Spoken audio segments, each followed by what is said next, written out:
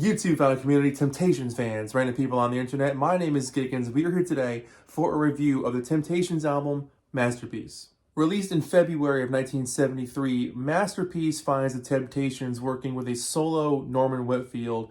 Barrett Strong is not on this project at all, and basically it came to be because Papa Was a Rolling Stone was a massive hit for these guys. They walked into the studio, they did that song, they were not happy about it, they were not feeling it.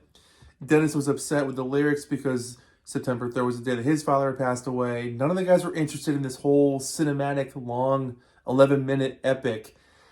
And it blew up. This thing zoomed to the charts. They won Grammys. This song was massive for them. So when time came to do the next album, which is what became Masterpiece, they sort of said, all right, Norman, you did something right with Papa Was Rolling Stone. Let's just see what you got next and we'll run with it. At this point in their career, they've been through so many style changes at this point, producers and songwriters, that nothing was going to slow them down. So they were ready to take a risk once in a while because they knew that things can pay off when you take a risk.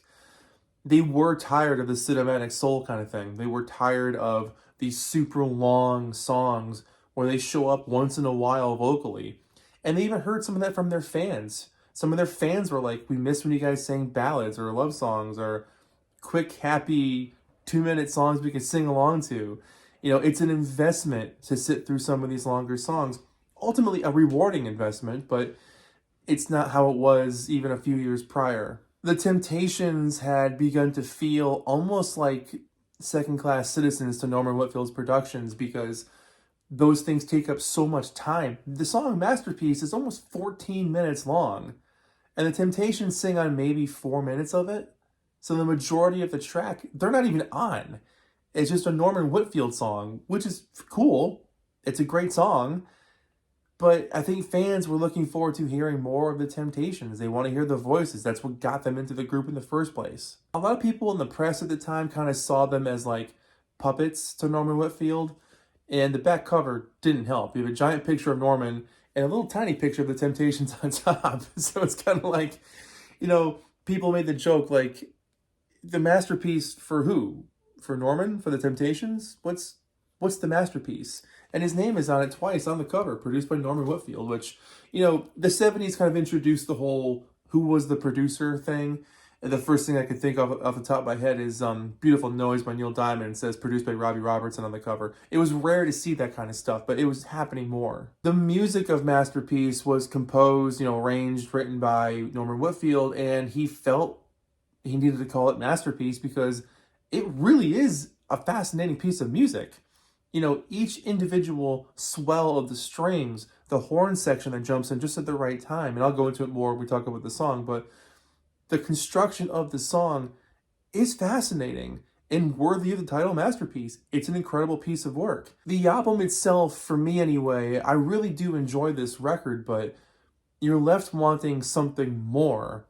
And that something more is the Temptations. Lyrically on this album, it does focus pretty heavy still on social events of the time, being African American in America in the early 70s. The subjects they had been singing about pretty often since about 1969.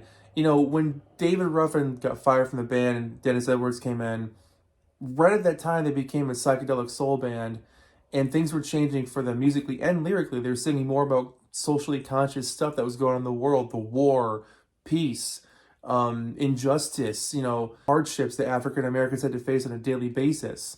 And that continued with them throughout the first half of the early 70s. It wasn't until after Norman Whitfield wasn't working with them anymore that they kind of reversed back to ballads and love songs. Outside of the social, political tracks on this record, it does have a couple of love songs. It talks about fake people. It has a song that's an anti-drug song. It's a very interesting record. It opens up with Hey Girl, I Like Your Style, and this is a really wonderful ballad. It's chill, it's smooth, it's inviting, it's warm. Richard Street gives it his all on this song, and I love the way it builds. It just sounds so natural from these guys. Like, this is what feels comfortable to them, and you can hear it in their performance. They feel like they fit in that pocket so much better than the big cinematic sweeping stuff. Warm strings, a bouncing bass, drums just keeping the time in the background there. You almost wish there was a full album just of Hey Girl type songs because it works so beautifully for them.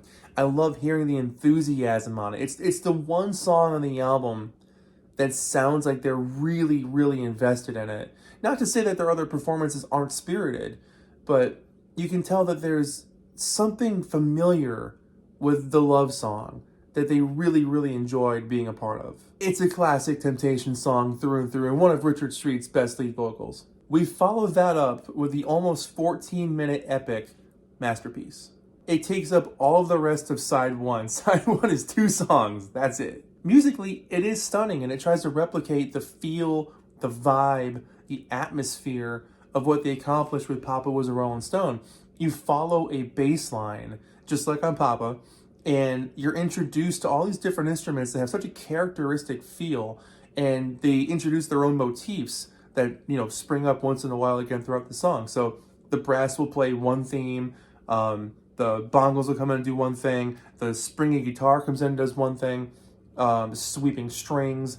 Everything about each individual instrument has something to say, and it's extremely memorable. That's the mark of a really great track, because you look forward to those moments to pop up again and again throughout the track, which they do. I love that the guys share the lead vocals on this track, as they had been doing for years at this point, because it's such effective storytelling.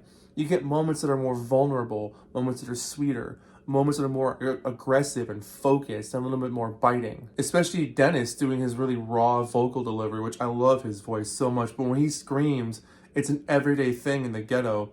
You believe it. You feel that story. You feel the life. It really is an impressive track, and it's something that you sit through and enjoy. You put the record on and you do get kind of wrapped up in the feel of this movie-esque track. And is it long? Yeah. Does it get kind of long? Sometimes, but sometimes I really dig every second of it. It's one of those things I guess you gotta be in the mood for. Overall, it's something for Norman Whitfield to be absolutely super proud of. It is an amazing piece of music. Flip over the record to side 2, you get the song Ma, which is the complete opposite of Papa Was a Rolling Stone. This track is about a mom busting her butt and working hard for her 13 kids. Her husband has passed away in the story, and she's the one taking care of everyone and everything and putting herself to the side. But when things do get tough for her, she can take out her guitar that belonged to her husband and strum a little bit and sing along and get it out of her system. But a really moving, beautiful track. Musically, it chugs along with some really good wah-wah guitars and a really energetic tambourine. The chorus is definitely super catchy. I kind of like that it's, the second part of Papa Was a Rolling Stone. It's like, oh, here's Ma's story. Law of the Land follows that up next, and it's one of those tracks where it's like, there's just some unfortunate certainties in life. Like, there's just things you can't avoid in this world, and that's the law of the land. There's things that you're gonna experience, and there's no way around it. It's just completely unavoidable. Musically, I love the use of reverb on this track, and Dennis's voice is fantastic, but Damon's falsetto is wonderful. Damon Harris's vocals, when he was with the Temptations, are right up there with Eddie Kendrick's. He was one of the best. It's really great to hear them kind of feel the energy on this one, too. It's just a really cool song. Plastic Man follows that one up next, and this one's a really good track, too. It's about fake people and how they want to maintain that social status, and they'll do everything they can. They'll lie through their teeth. They'll be a hanger-on. They'll do everything they can to rip people off just to maintain that level of what they consider cool. I love the inquisitive, dizzying horn section on this one. The bongos are doing this thing really well. It just jams along really smooth. I dig the strings. I dig their vocals on it. You could tell they were probably having a bit of fun on this one too. But like I said, nothing matches the enthusiasm that they had on Hey Girl. Like when I hear Hey Girl, I'm like, ooh, that's the Temptations. The album ends with Hurry Tomorrow, and this is an anti-drug song, and one of the weirdest songs they've done in their discography, but, it's pretty much about taking a drug. They don't specify what it is. It could be a crazy mushroom or acid or something, and it just explains this wild, horrible trip, and you're waiting for it to come down, you're waiting for it to get back to Earth again, you're waiting for the trip to end, but it doesn't end.